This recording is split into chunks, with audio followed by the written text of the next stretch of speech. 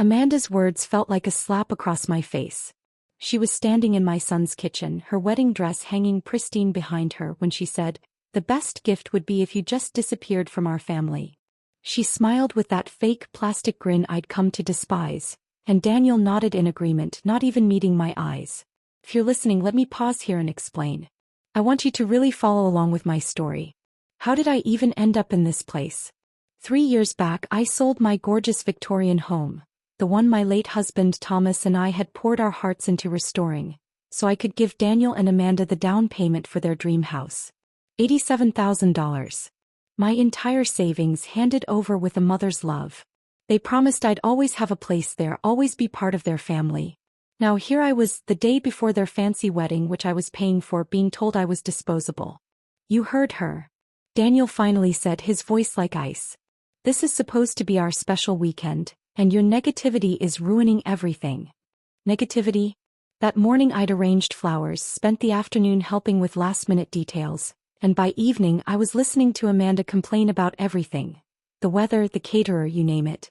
The worst thing I'd said was maybe we didn't need ice swans. That was it. So I asked, calm as ever, "And where exactly am I supposed to go?" Amanda just shrugged, staring at her perfect nails. "I don't know, a hotel? One of your sisters? Honestly, Evelyn, I don't care as long as you're not here tomorrow." "This is my son's house too," I reminded her. But Daniel cleared his throat. "Actually, it's more Amanda's house now. She's been managing the finances, making improvements. You just gave us some money once." Some money once. $87,000, and now it was just some money once. I stood in that kitchen where I'd cooked countless family dinners, looking at the granite counters I helped choose, the custom cabinets my money had paid for. They'd taken everything I gave and convinced themselves it was owed to them. Something inside me shifted then. Not broken, just shifted, like gears clicking into place. "You're right," I said softly. "I should go." Amanda looked surprised. She'd expected tears, begging, maybe another story to tell her friends about me being difficult. Instead, I told them I'd pack and be gone within the hour. Daniel looked relieved. "That's probably for the best, Mom. We can talk after the honeymoon." As if this was just about seating charts. I walked upstairs to the guest room that had been my home for 6 months. Not my room, I was never allowed to call it that. Always the guest room. Guests eventually leave. As I folded my clothes into a suitcase, I heard them downstairs, already planning how to use the space. Amanda wanted a yoga studio, Daniel thought it could be an office. Neither one stopped to feel a shred of guilt for kicking out the woman who made their life possible. I paused at the photo of Thomas on the nightstand. 43 years of marriage, and he never once made me feel unwanted in my own home. "Don't worry, sweetheart," I whispered. "I'm not going down without a fight." Later, I sat in my car outside their house. No, the house my money bought, and pulled out my phone. I dialed my lawyer's emergency line. Her name was Susan Miller, and she'd been handling my affairs since Thomas passed. She'd warned me this could happen. "Evelyn, it's Saturday night, is everything okay?" she asked. "Susan, I need you to pull the documentation on the house purchase. All of it." She paused. "Has something happened with Daniel and Amanda?" I told her everything. Amanda's ultimatum, Daniel's betrayal, how they brushed off my sacrifice as just some money once. Susan listened carefully, though I could hear her typing. "Evelyn, I've been worried for months. They've been acting like your investment was a gift when legally it wasn't." My chest tightened. "What do you mean? You don't remember signing those extra documents? The ones I pushed for after you told me about Amanda's spending?" My heart started racing. "Susan, please tell me you protected me." "Oh honey, that $87,000 wasn't a gift. It was legally a loan. Your name is on the deed as co-owner. Amanda never signed the acknowledgement forms, but the mortgage company lists you as co-borrower.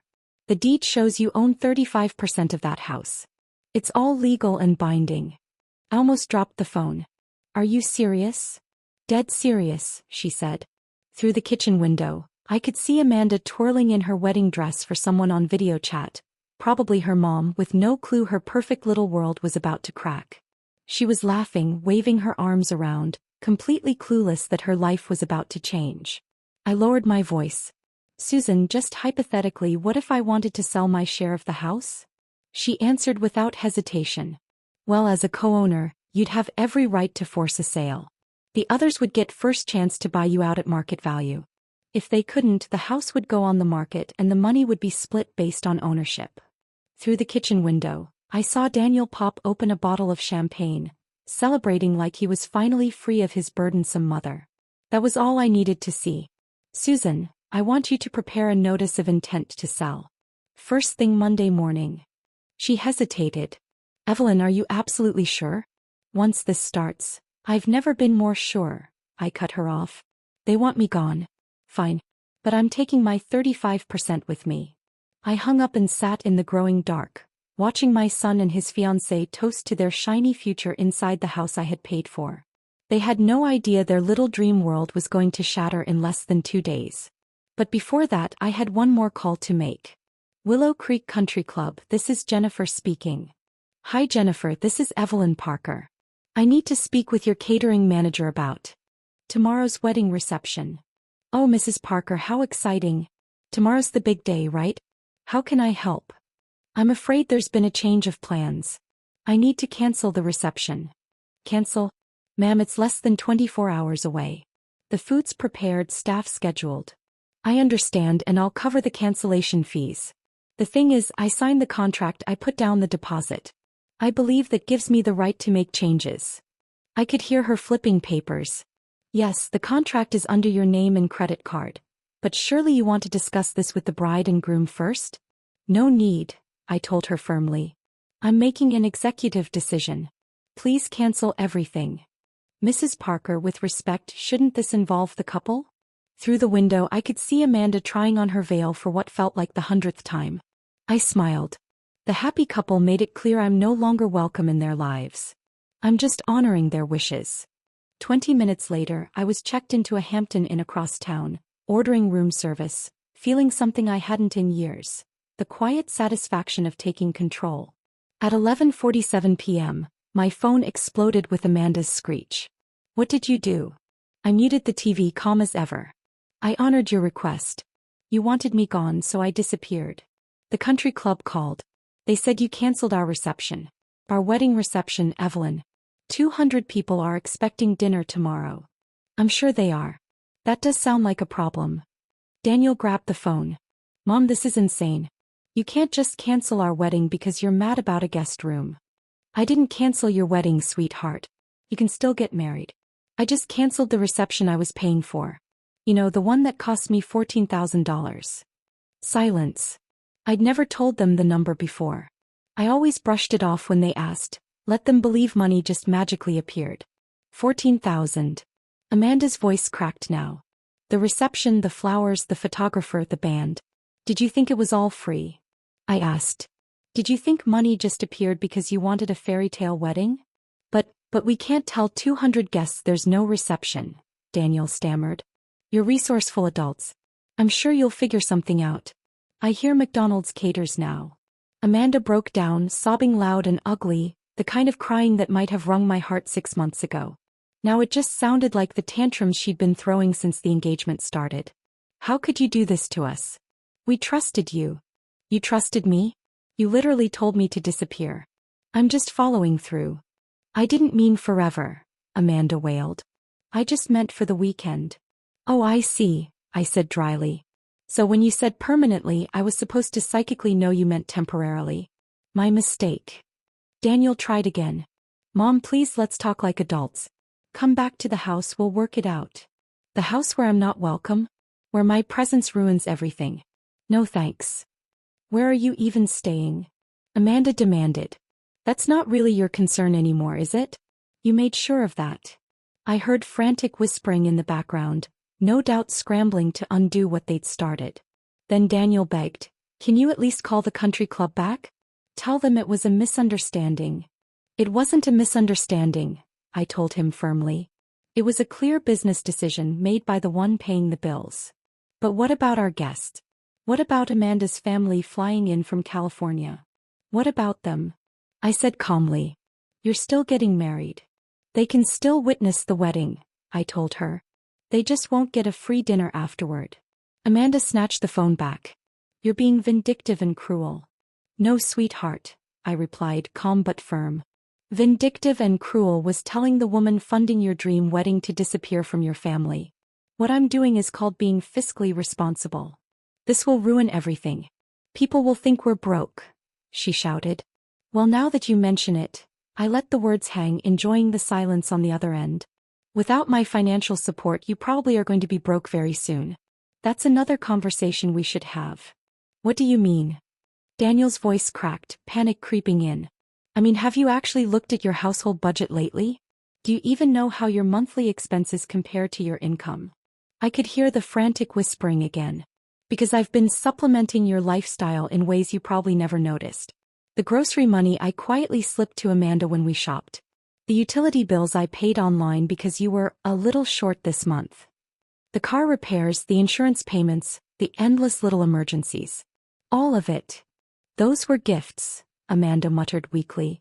Were they? I asked. From where I'm sitting, they look more like an allowance. And allowances can be cut off any time.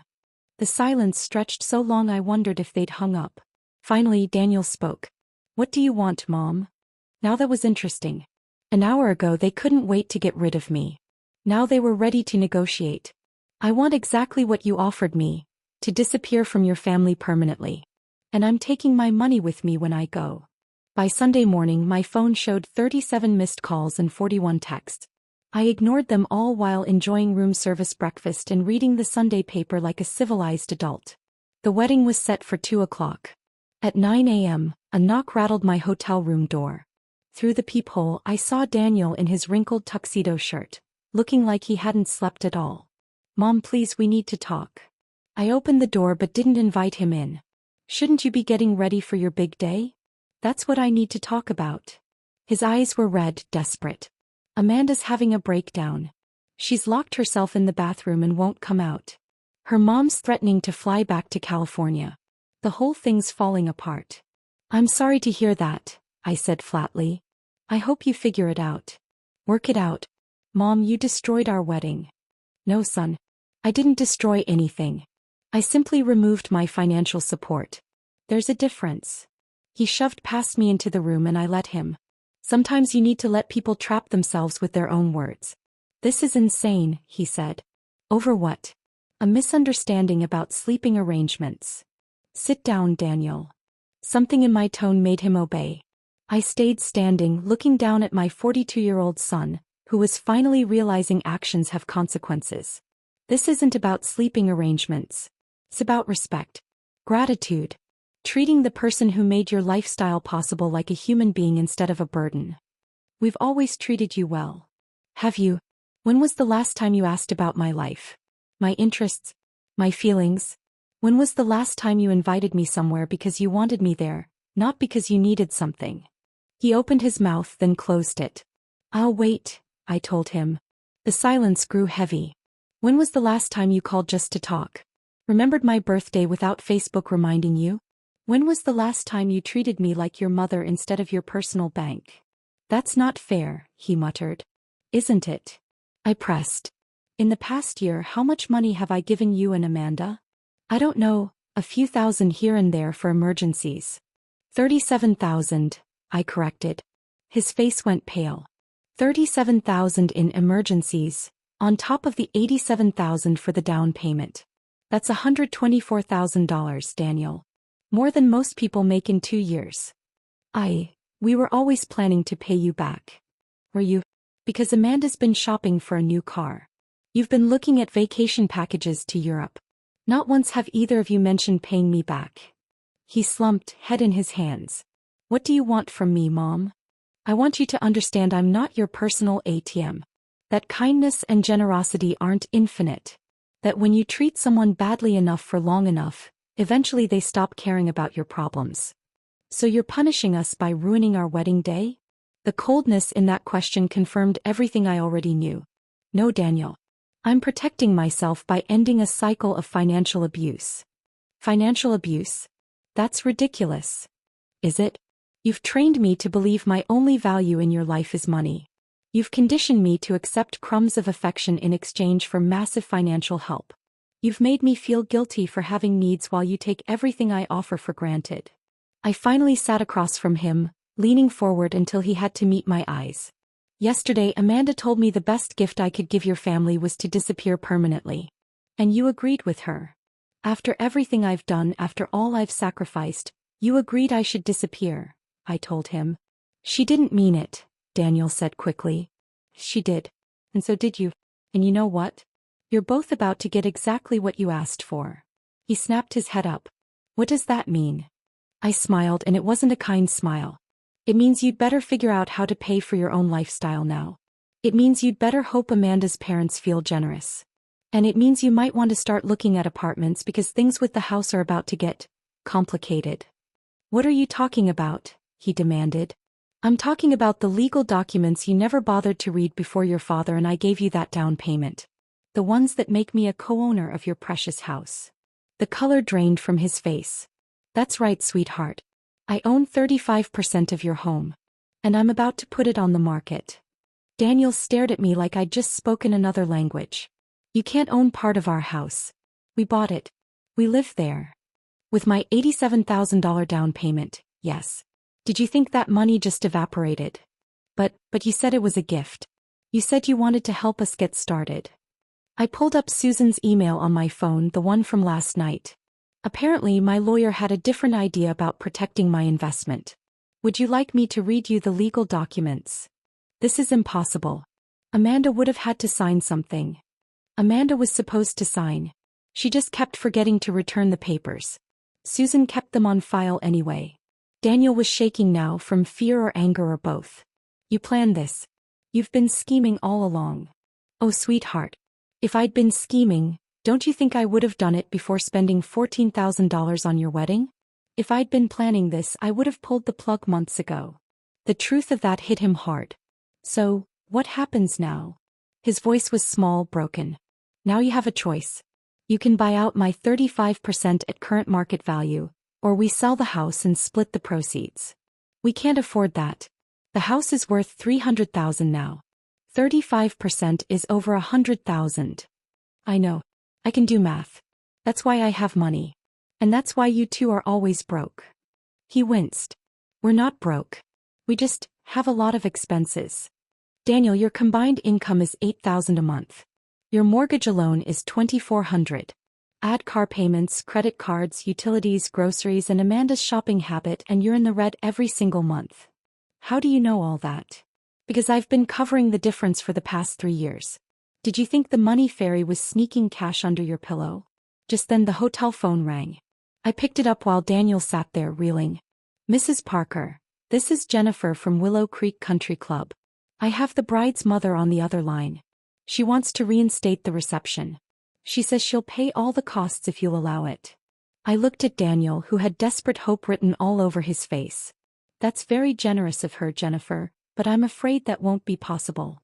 Mom, please, Daniel started, but I silenced him with a hand. You see, Jennifer, there are family dynamics at play. It wouldn't be appropriate for me to accept payment from other family members for an event I chose to cancel. I understand. Should I tell Mrs. Hayworth the cancellation stands? Yes, please. And Jennifer, send the final bill to this hotel. I'll settle everything myself. After hanging up, I turned back to Daniel. Amanda's mother was willing to pay $14,000 to save your reception. She's been planning this wedding for months, he said quickly. She invited half her country club. How nice for her. Too bad her daughter couldn't manage to be civil to the person footing the bill. Daniel pulled out his phone. I need to call Amanda. We need to figure out the house. Go ahead. But when you talk to your wife about our new arrangement, make sure she understands something. He looked up from dialing. I'm not the same woman who walked out of your house last night. That woman was desperate to keep peace at any cost. This woman is done being taken advantage of. You're really going to force us to sell our home?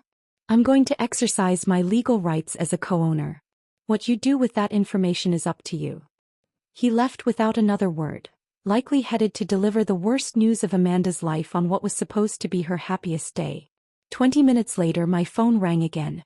Amanda's voice came through raw with tears. Evelyn, we need to talk. No, sweetheart. We really don't. Yesterday, you made it crystal clear you weren't interested in talking to me. I was upset, stressed about the wedding. I didn't mean what I said. Of course you were upset. It must be exhausting pretending to tolerate someone you obviously despise. I don't despise you. In the 3 years since you moved into the house I bought, you've never once thanked me. Not once. You've never asked about my life, my health, my interests. You've never invited me anywhere unless you needed a babysitter, food, or a check. That's not true, I said firmly. When was the last time you called just to see how I was doing? Silence. Don't bother trying to think of it. The answer is never. You've never called just to check on me. But you're Daniel's mother. Your family. Yesterday you told me the best gift I could give this family was to disappear forever. Today you're claiming I'm family. Which is it, Amanda? More crying followed. Desperate sobbing that, once upon a time, would have had me rushing in with tissues and comfort. Evelyn, please, she begged. I'll do anything. I'll apologize publicly. I'll pay you back. Pay me back? With what money? You don't have a job, remember? You're a full-time homemaker living in a house you couldn't afford without me. I'll get a job. That's a great idea. You should. But it doesn't change the reality of the house situation. What if we promise to pay you back for everything? Every dollar you've given us over the years. I almost laughed. Amanda, honey, you owe me $124,000. At minimum wage, that would take you about 6 years to earn, and that's assuming you never spent a cent of it on anything else. The silence that followed told me reality was finally sinking in. By 4 o'clock they'd called 16 more times. I hadn't answered once. Instead, I was enjoying a late lunch in the hotel restaurant, watching the local news cover a so-called wedding disaster at Willow Creek Country Club. They didn't name names, but the footage of Amanda crying in her gown on the club steps was unmistakable. Excuse me, aren't you Evelyn Parker? I looked up. A woman my age stood there with perfectly styled gray hair and warm, sharp eyes. She looked familiar, but I couldn't place her. I'm sorry, do we know each other? Barbara Hayworth, she said. Amanda's mother. She gestured to the empty chair. Hey, well, this should be interesting. Barbara sat with the practiced grace of someone who'd spent decades smoothing over social crises. I wanted to thank you, she said. That wasn't what I'd expected. Thank me. For showing my daughter who she really is. The waitress brought coffee for her and Barbara continued. I've been worried about Amanda for years. The entitlement. The way she treats people she thinks are beneath her. The lack of gratitude. I kept hoping marriage would mature her. But now, seeing how she treated the woman who made her lifestyle possible, I'm horrified. She sipped her coffee, eyes steady on mine. I offered to pay for the reception, not because I support Amanda's behavior, but because I felt responsible for 200 guests who got caught in the mess. But you were right to refuse. Was I? Yes. My daughter needed to face real consequences. The kind money and connections can't erase. I studied Barbara carefully. There was something refreshing about her blunt honesty. She called me hysterical about the house, Barbara added, demanding I loan them money to buy out your share. And I told her absolutely not. If she wanted to own a house, she should have treated the co-owner with respect. A woman after my own heart. Can I ask you something, Evelyn? She said softly. What's your endgame? Are you planning to force the sale? Truthfully, I'd been wondering that myself. Honestly, I haven't decided. Part of me wants to see if they can finally learn how to support themselves. Part of me wants to sell the house, just to watch their perfect little world crumble. And part of me remembers that Daniel is still my son, despite everything. Barbara nodded. I understand. But may I give you some advice from someone who's been enabling her daughter's bad behavior for 39 years? I leaned forward. Go ahead. Please don't save them. Whatever you decide about the house, don't cushion the fall. Amanda has never faced real consequences, and it's made her into someone I barely recognize as my daughter. She reached into her purse, handed me a card. I'm flying back to California tomorrow. If you ever need someone who understands what it's like to love an ungrateful child, call me. After Barbara left, I sat with my thoughts, and with my phone still buzzing with desperate messages. The truth was, I hadn't figured out my endgame. Up until now, I'd just been reacting, protecting myself, setting boundaries. But now I needed to decide what came next. The nuclear option was forcing the sale. Daniel and Amanda would end up in some apartment in a less desirable neighborhood, finally learning what it means to live within their means. The merciful option was offering to sell them my share for less than market value, maybe just what I'd put in. They'd still struggle, but at least they'd keep the house. The spite option was holding on to my share indefinitely, collecting my portion of taxes and improvements, and watching them squirm every month. As I weighed those choices, my phone rang again. This time it wasn't Daniel. It wasn't Amanda.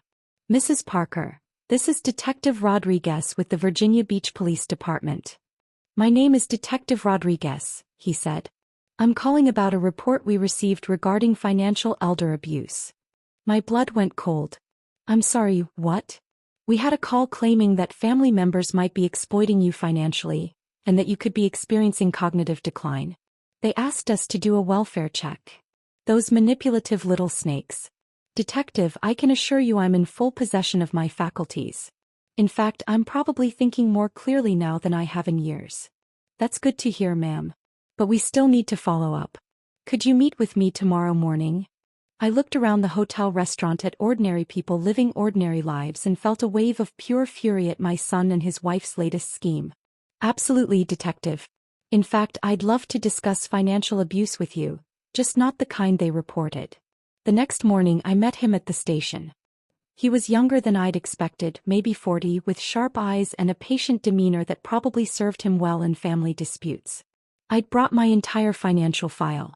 "Mrs. Parker," he began, "the person who called us seemed genuinely worried about you." "I'm sure they did. My daughter-in-law is excellent at sounding concerned when it suits her." I spread my bank statements across his desk. "Detective, over the past 3 years I've given my son and his wife $124,000. Would you like to see the documentation?" His eyebrows rose as he flipped through the papers. Check after check, transfers, credit card payments, all of it showing a steady stream of support. "This is substantial," he said carefully. "It is. And yesterday, when I finally set some boundaries, they decided I must be mentally incompetent." I pulled out my phone and played the voicemail Amanda had left at 3 a.m. "Evelyn, this is insane behavior. Normal people don't destroy their families' lives over hurt feelings. We're worried about you. Maybe you need help. Daniel thinks you're having some kind of breakdown." The detective listened, jotting notes. "Have you ever experienced any cognitive issues, Mrs. Parker?" "None whatsoever. I manage my finances, I maintain my home, I drive myself. The only thing that's changed is I stopped letting them use me." I showed him the house documents Susan had prepared. "My lawyer can verify I'm legally a co-owner. Everything I've done, canceling the reception, protecting my investment, is within my rights." We talked for another 20 minutes. He was thorough but fair, and by the end he seemed satisfied. "Mrs. Parker, I'm closing this as unfounded. But I'll give you some information on financial abuse resources, just in case." "Thank you, Detective. But I think I've got this handled." As I drove away, my phone rang. Daniel again. "Mom, the police called. They said they're not pursuing the welfare check." "That's because I'm not the one being financially abused here, sweetheart." "What's that supposed to mean?" "It means you and Amanda have been draining my resources for years while giving me nothing but disrespect." The detective was very interested in my documentation. Silence stretched. "Are you threatening us?" "I'm informing you that your tricks don't work on me anymore." "Mom, please. Can we just talk like adults?" "But not at the house I co-own. And not until Amanda apologizes." "She's sorry. She's been crying for 2 days." "Has she?" Because her voicemail at 3 this morning suggested she thinks I'm mentally ill. That didn't sound like sorry. Another pause. "Where do you want to meet?" "Susan Miller's office. Tomorrow at 2. Bring Amanda. And bring a realistic proposal about the house. Daniel, I own 35% of a $300,000 asset. That's my retirement. Either buy me out or we sell. Those are your options." After hanging up, I realized something had shifted. For the first time in years, they needed me more than I needed them. Susan's law office felt like neutral ground, dark wood, leather chairs, shelves of books. Daniel and Amanda arrived 15 minutes late, looking like they'd been fighting in the car. Her eyes were puffy, her face blotchy. The polished Amanda was gone, replaced with someone worn down from days of crying. Part of me felt a flicker of sympathy. The other part remembered her words. "The best gift would be if you disappeared from our family." "Evelyn, Amanda started the second she sat down. "I owe you a huge apology. I was stressed and overwhelmed and I said things I didn't mean." "Thank you," I said, my voice even. "That's a start." She looked stunned, like she'd expected me to forgive everything on the spot. Susan spread the house documents across the polished conference table. "Let's review the facts." Evelyn provided $87,000 for the down payment. The mortgage lists her as a co-borrower. The deed records her ownership at 35%. Daniel studied the papers like he was hoping the numbers would magically change. "We had no idea about the ownership stake." "You would have if Amanda had signed the acknowledgement forms," Susan replied crisply. "I sent them 3 times. I was busy with wedding planning," Amanda mumbled weakly. "For 3 years." Susan's tone was deliciously skeptical. I let them sit in silence before speaking. "The question now is how we move forward. I have a proposal." They both leaned forward, hopeful. "Option 1. You buy out my 35% at current market value, $105,000. Amanda's face went white. "We don't have that kind of money." "Option 2. We put the house on the market and split the proceeds according to ownership percentages." "We'd have to move," Daniel said quietly. "Yes. To someplace you can actually afford." "What about option 3? Amanda asked desperately. "There is no option 3. Those are your choices." Susan pulled out a calculator. "If you sold today after realtor fees and closing costs, you'd net around $270,000. Evelyn's share would be about $95,000. You'd have $175,000 left for new housing. That's not enough for anything decent." Amanda protested. "It's enough for a nice apartment or a smaller house in a different neighborhood," I replied. "You know, the kind of place people with your income should be living." Daniel ran a hand through his hair. "Mom, is there any way we can work out a payment plan? Maybe we could pay you monthly until we've bought your share." I'd been waiting for this. "At what interest rate? With what collateral? You've already proven you don't honor agreements. You still owe me $37,000 in emergency loans you never repaid. Why would I trust you with another $100,000? Amanda broke down crying. "This will destroy our lives." "No, Amanda. This will force you to live within your means, for the first time in your life." "But what about our credit? Our reputation?" I almost laughed. "Your credit? Honey, it's already in the gutter. You've been late on every bill for months." "I know, because I've been bailing you out." Susan cleared her throat. "I need to advise you that Evelyn has every legal right to force a sale. She's being more than generous by offering these options." "How long do we have to decide?" Daniel asked. 30 days, I said. "That should give you time to explore financing." As we stood to leave, Amanda grabbed my arm. "Evelyn, please. I know I hurt you. But we're family. Doesn't that count for something?" I looked at her hand, then her face. For a moment, I saw the frightened young woman under the entitlement. "Amanda, family is supposed to count for something. That's exactly the point."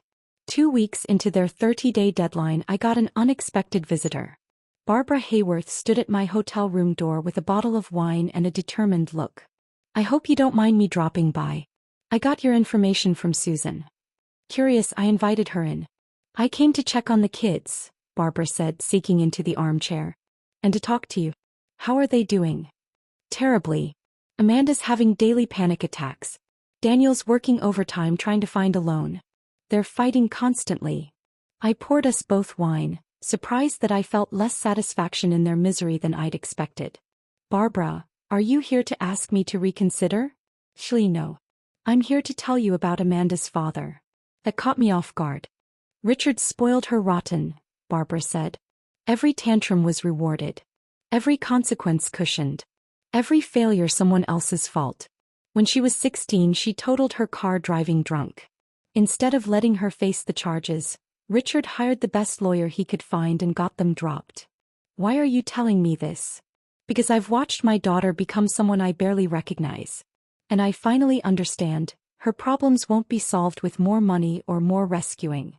Barbara reached into her purse and pulled out a check. "Amanda asked me to give you this. $25,000. A good faith payment toward your share." I looked at it but didn't touch it. "And what did you tell her?" "I told her I wouldn't enable her anymore. That check came from Richard's life insurance," Money I'd saved for Amanda's inheritance. Giving it to her now would just repeat the same cycle.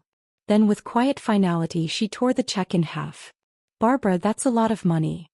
Money Amanda hasn't earned and doesn't deserve. Evelyn, I want you to know that whatever you decide about the house, you have my full support. Even if it means they lose their home. Even then. Especially then. Maybe losing it will finally teach Amanda the value of work and gratitude. After she left, I sat alone with my thoughts. For 3 years, I'd been just as much of an enabler to Amanda as her parents had. Every time I wrote a check to cover their shortfall, I was teaching them someone would always swoop in to catch them.